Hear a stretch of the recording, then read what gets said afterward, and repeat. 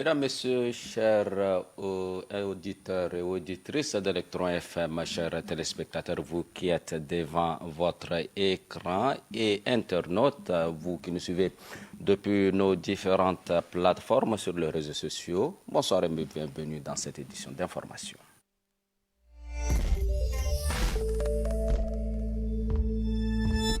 Et c'est avec un réel plaisir que je vous retrouve ce soir pour cette édition d'information que nous ouvrons par la politique. Une délégation gouvernementale s'est rendue ce samedi 28 juin 2025 dans la sous-préfecture de Mouraï, précisément au village d'Ambadjou. Les membres du gouvernement sont allés échanger avec les autorités locales afin de les sensibiliser à désarmer les individus qui détiennent illégalement des armes. Fulbert Oumana pour le reportage.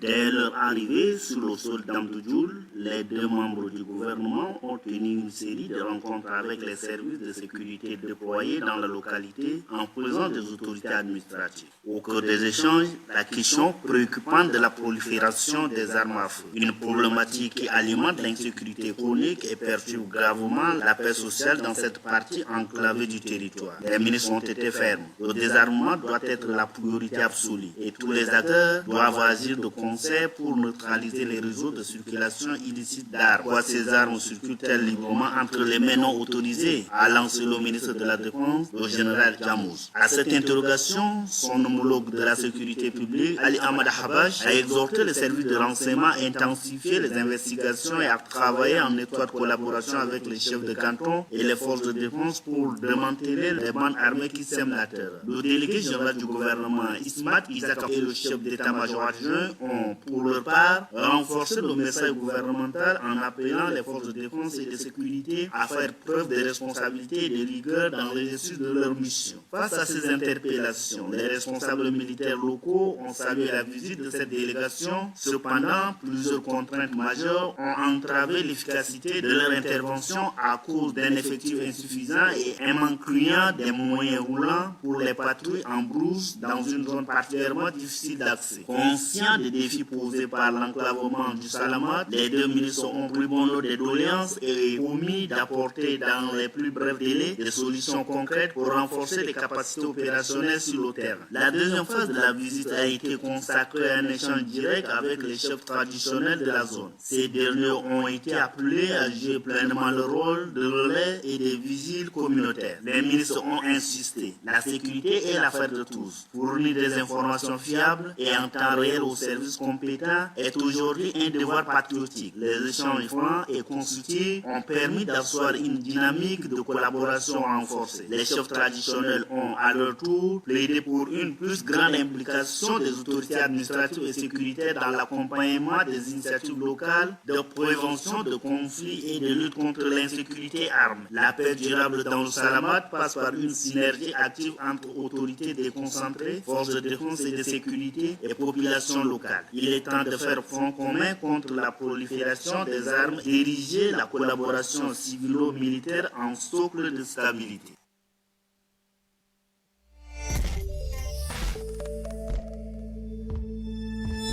Les épreuves du second tour du baccalauréat session de juin 2025 se dérouleront le 1er juillet prochain. Les candidats affûtent déjà leur stylo pour l'affronter, mais certains enseignants sont mécontents du comportement de certains présidents de centre, puisque ceux-ci écartent systématiquement les enseignants au détriment de leurs parents qui le recrutent comme surveillants, coordonnateurs et superviseurs. Voici à ce sujet le regard de Naldim Narcisse Mbaïnadji. Les candidats admissibles au baccalauréat session de juin 2025 affronteront la deuxième série des épreuves écrites le 1er juillet prochain. Selon les responsables de l'Office national des examens et concours du supérieur, toutes les dispositions pratiques ont été prises pour que les choses se passent dans la règle de l'art, comme la première série des épreuves. Les présidents de centres ont déjà regagné leurs zones respectives. Il faut relever pour le déplorer le comportement peu orthodoxe de certains présidents de centres d'examen. Ces derniers, au lieu de recruter les enseignants des établissements où sont logés les centres, ils préfèrent partir avec leurs parents de la maison pour assurer la surveillance, la coordination et enfin la supervision, d'où l'on enregistre un peu partout la colère des enseignants. Cette année, dans les deux centres d'examen du lycée de Koundoul, par exemple, les présidents ont écarté les enseignants pour faire appel à leurs parents pour venir surveiller, coordonner coordonnée et supervisée. Cela avait failli dégénérer en bataille rangée. Les anciens étaient très en colère. Ils ont voulu empêcher le déroulement, mais grâce à la sagesse des uns et des autres qu'on a évité le pire. Les anciens entendent à travers leurs cellules syndicales saisir l'office des examens et concours du supérieur pour que de telles pratiques qui n'honorent pas les enseignants ne se reproduisent. Il faut rappeler pour rafraîchir la mémoire que l'année dernière, une bagarre allait éclater entre les surveillants recrutés au quartier par le président du centre et les anciens du lycée de Walia qui se sont vus frustrés puisqu'ils ont enseigné pendant 9 mois et ils sont écartés à l'heure de l'évaluation de leurs apprenants. Il a fallu entamer des négociations qui ont débouché sur un compromis pour permettre à ce que ces anciens frondeurs, sinon boudeurs, surveillent le bachot au sein de cet établissement. Il en est de même pour les lycées de la province du Logone occidental. Là-bas, plusieurs anciens n'ont pas été retenus ni à la correction ni à la surveillance. Certains très remontés ont promis qu'ils ne tiendront pas les classes de terminale l'année prochaine. Ils ont pointé un doigt accusateur sur les magouilles des présidents de centre avec la complicité des censeurs et autres qui privilégient le clientélisme, le népotisme et le favoritisme. Ils n'ont pas manqué de dénoncer cette injustice dont ils sont victimes. Ils ont une fois de plus interpellé les responsables de l'ONEX à corriger ces écueils. Espérons que ces cris d'alarme de ces enseignants n'aient pas tombé dans l'oreille d'un sourd. Tout à fait, Naldim Narcisse Mbaye Naïti. Mesdames, Messieurs, une courte pause et la suite du journal.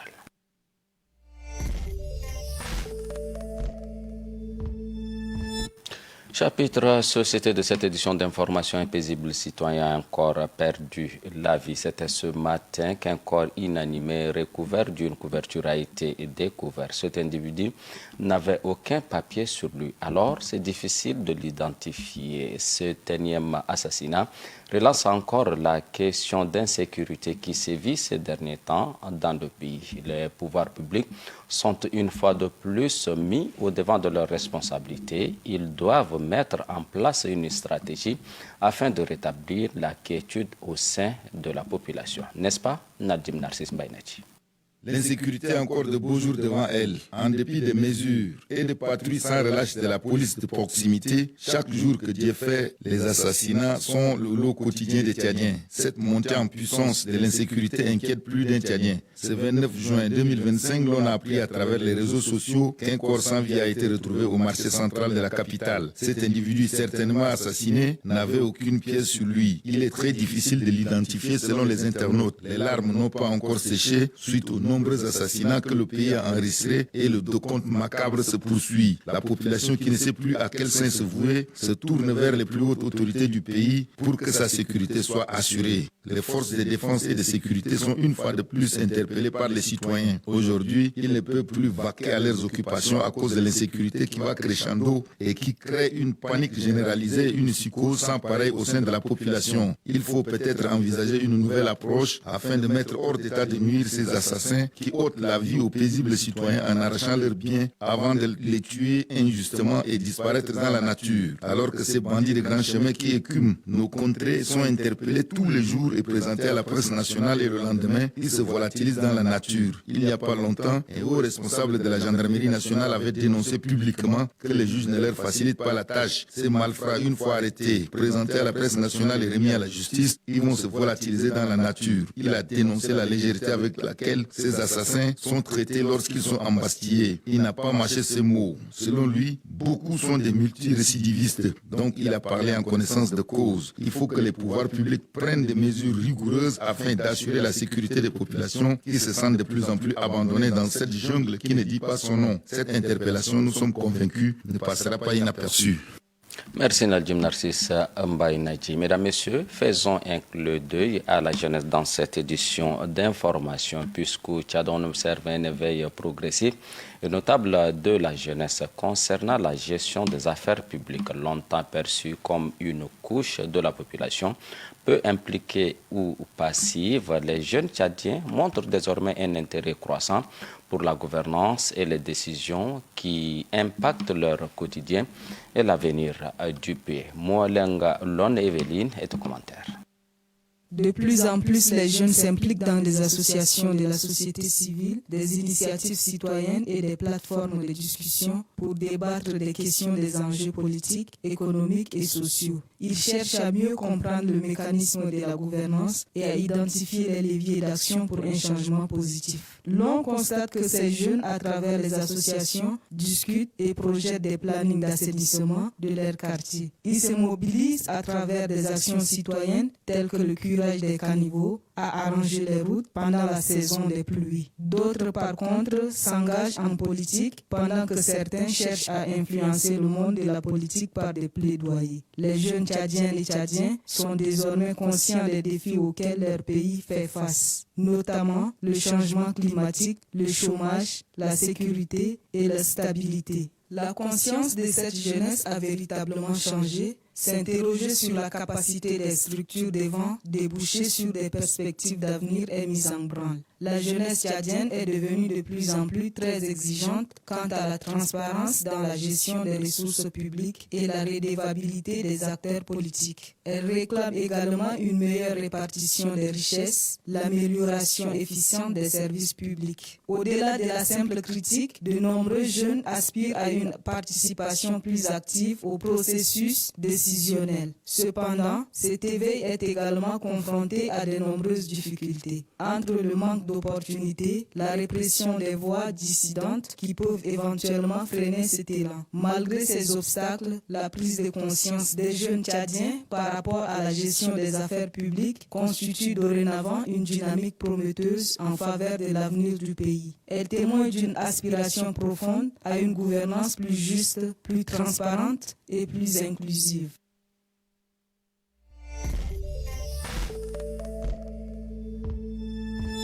Dans les différents quartiers de la ville de N'Djamena, des salons de coiffure accueillent hommes et femmes qui se font coiffer. Chose normale, il faut se rendre beau ou belle. Cependant, dans certains salons de coiffure, l'utilisation des matériels de coiffure pose problème. Les conditions d'hygiène ne sont pas du tout respectées. Vumba Keobe pour le reportage.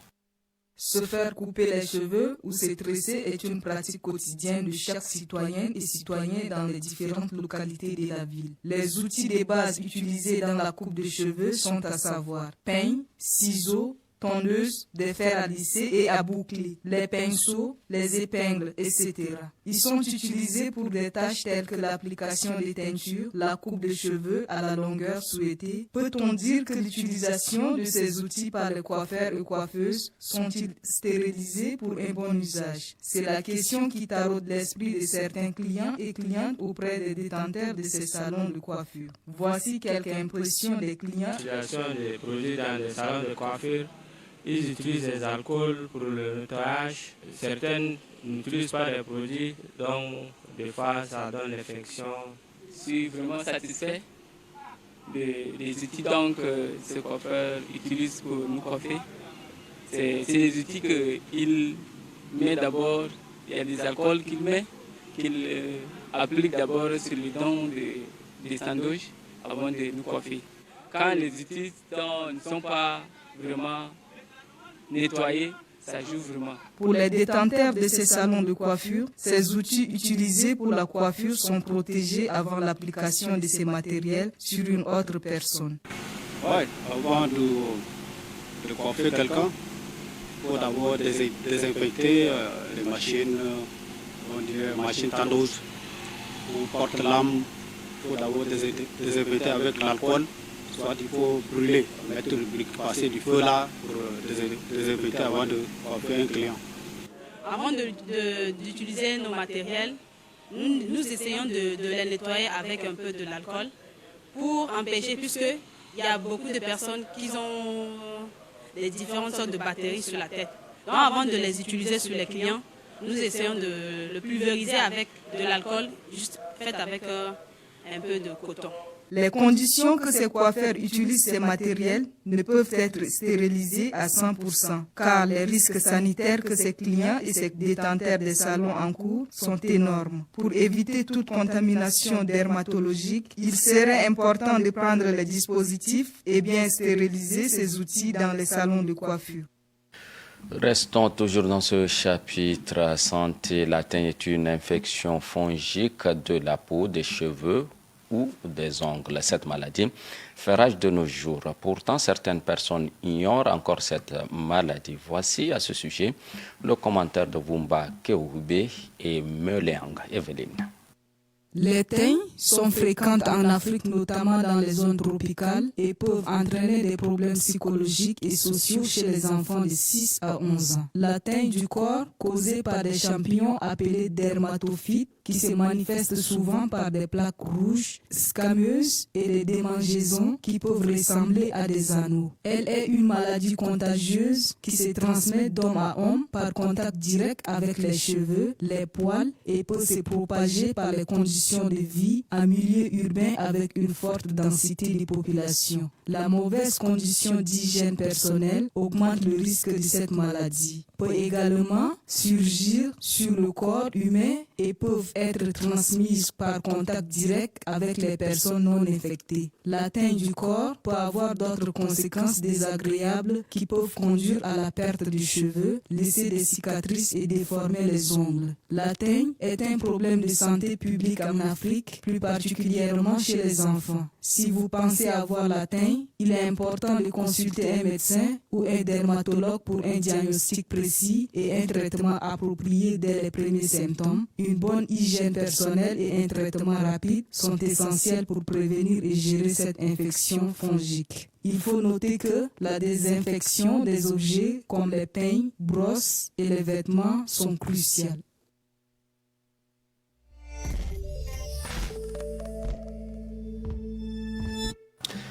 Faisons un peu de la culture. Selon la tradition et l'histoire, les Sawo sont des géants dotés d'une force prodigieuse. Selon le récit, ce peuple est venu de l'Est en 930. Ibn Khayal signale l'existence des Sawo au sud du Tchad, dans la zone située entre le Chari et la Kamadougou-Wobi. En 970, ils sont installés à Mintao, la plus ancienne cité des Sawo, Bornou, avec Ndofu, Natacha Mabey et Irène Pawassi. Qui sont les Sawo du Tchad? Ils étaient un peuple de pêcheurs et agriculteurs, bien robustes et grands selon les récits des archéologues. Ils sont une civilisation ancienne, disparue, mais dont les légendes persistent. Ce sont des peuples mythiques. À partir du milieu du XIe siècle, ils exercent leur hégémonie sur toute la région. Les relations avec le Kanem voisin semblent bonnes jusqu'au XIVe siècle, où 4 souverains de ce pays périssent dans des guerres menées contre eux. Mais au XVe siècle, le Kanem triomphe. Son mère, roi Idriss Alaouma, vient à bout des Sawo, Ngafata, en détruisant arbres et récoltes. Ils ont été battus. Emmenés en esclavage, leurs villes sont détruites. Les Sawo Totala se réfugient dans les îles méridionales du lac. Les Sawo d'Ougouti sont déportés au Kanem. Au sud, les fuyards fondent Doulo au nord-ouest de Maroua. Quelques-uns parviennent même au-delà de la Benoué. Progressivement, ces suivants sont absorbés par les Kotoko, avec lesquels ils fusionnent. À partir du XVIe siècle,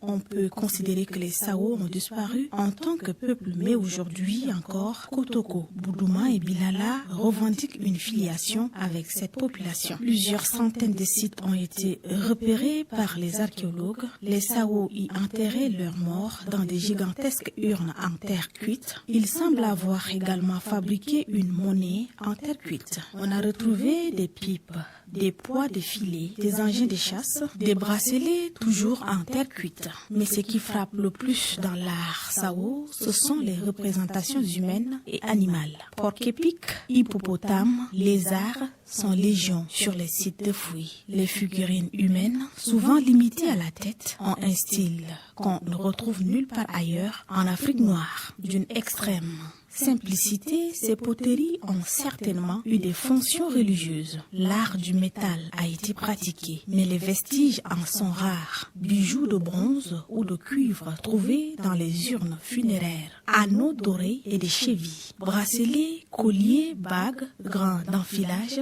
labrés, boutons sont éclipsés par d'admirables pendentifs, souvent zoomorphes, têtes de gazelle, canards, crocodiles. Il faut rappeler que les Sao du Tchad sont des vrais combattants. Les Sao, ce sont surtout des géants à qui on prête une force surhumaine. C'est pourquoi le nom des Sao est attribué aux différentes disciplines sportives au Tchad. Question de les galvaniser à tenir haut l'étendard de la puissance et de la détermination de tout un pays. Voilà ce qu'on peut retenir des Sao. Merci Natacha Amabe et Irène Abawansi. Puisque nous sommes le week-end, mesdames, messieurs, faisons un peu du sport avant de nous séparer.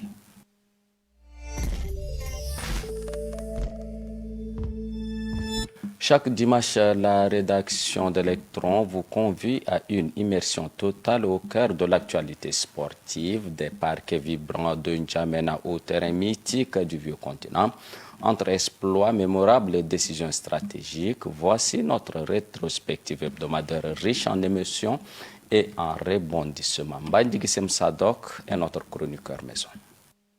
Commençons cette rétrospective par la Ligue provinciale du football de N'Djamena qui a donné le coup d'envoi de son championnat de football féminin au stade de Paris-Congo. La cérémonie a été marquée par la présence de la deuxième vice-présidente de la Fédération tchadienne de football, Viviane Mumtingar, qui a officiellement lancé la compétition soutenue par le président des ligues provinciales, plusieurs cadres du football et de nombreux passionnés. Cet événement revêt d'une importance particulière car il contribue à dynamiser et structurer le football féminin au Tchad. Restons toujours dans le même chapitre pour parler de la Fédération tchadienne de football association qui a lancé un appel à candidature pour le recrutement d'un nouveau secrétaire général, poste stratégique au sein de son administration. L'objectif est de renforcer la gouvernance et d'assurer un pilotage professionnel et rigoureux des activités de la fédération dans un contexte de renforcement du football national. En marge de la 15e édition des championnats de l'UCAC, région centrale, accueilli avec fierté par le Tchad en tant que pays hôte, les karatés tchadiens ont su honorer le pays de Toumaï en grandissant au l'étendard de cette discipline qu'est le karaté.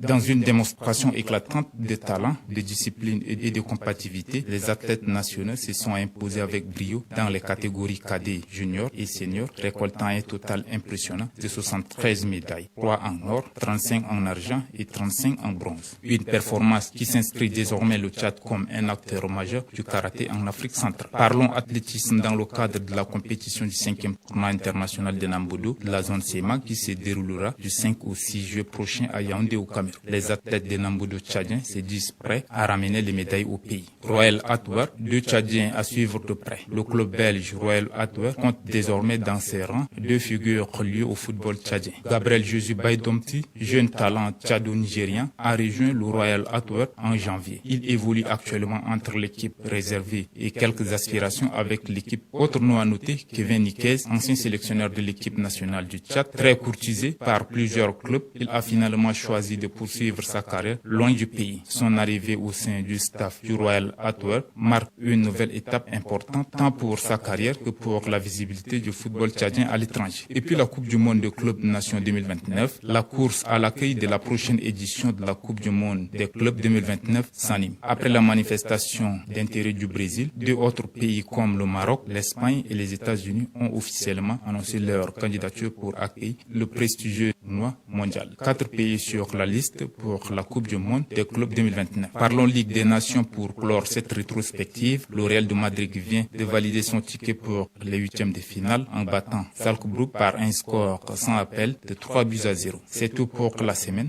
L'équipe de l'Hebdo Sport vous donne rendez-vous le dimanche prochain pour un autre numéro des actualités sportives nationales et internationales. Merci Maïdegui Sadok. Le rendez-vous est donc pris pour le dimanche prochain. Mesdames, Messieurs, c'est la fin de cette édition d'information. Merci à toute l'équipe de la rédaction et à l'équipe technique. Bref, à tous ceux qui ont contribué à la réalisation de cette édition d'information. Passez une excellente soirée en compagnie de nos programmes.